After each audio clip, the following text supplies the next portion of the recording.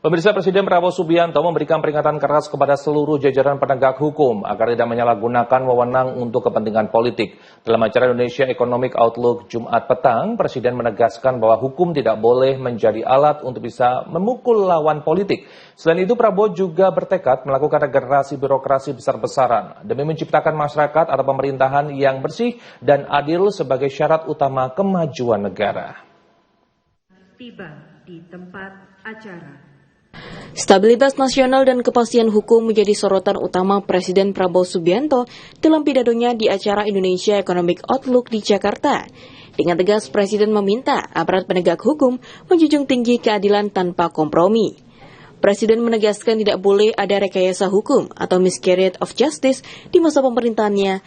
Ia menginstruksikan agar hukum berdiri tegak secara objektif dan tidak dijadikan senjata untuk menerjang pihak-pihak yang berbeda pandangan politik. Menurut Presiden, pemerintahan yang bersih dan adil adalah harga mati untuk mencapai keberhasilan sebuah negara. Untuk mewujudkan hal tersebut, kepala negara tak segan melakukan regenerasi total pada posisi-posisi birokrasi yang dinilai tidak mampu menyesuaikan diri dengan semangat reformasi.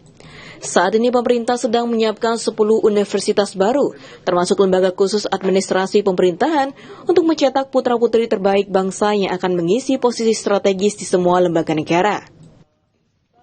Jadi kita bertekad, saya bertekad patuhi hukum, tidak ada kompromi. Kita harus tegakkan hukum dengan baik, tapi tidak boleh ada miscarriage of justice. Tidak boleh hukum dipakai alat untuk mengerjain lawan politik. Tidak boleh. Dan saya tidak mau, dan saya sudah buktikan. Saya buktikan saya berani abolisi, saya berani amnesti kalau saya merasa ada sesuatu. Jadi pengadilan kita harus memberi keputusan yang adil, beyond a reasonable doubt. Keputusan itu harus beyond a reasonable doubt. Harus tidak boleh ada keraguan-raguan sedikit pun.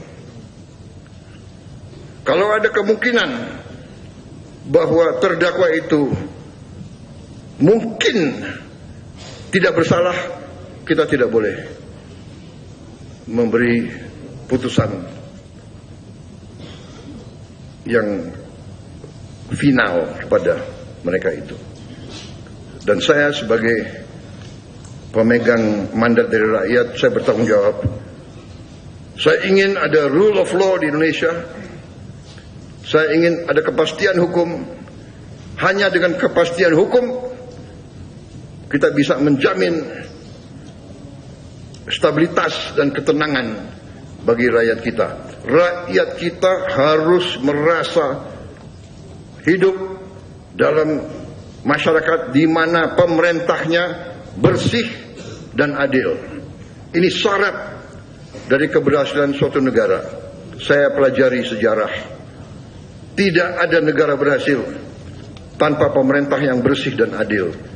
Dan saya bertekad dengan tim saya, kita membangun pemerintah yang bersih dan adil. Dan birokrat-birokrat yang tidak mau menyesuaikan, kita akan mengadakan regenerasi.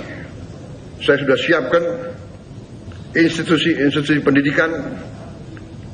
Tahun ini kita akan mulai membangun 10 universitas baru, 1 lembaga khusus untuk administrasi pemerintahan.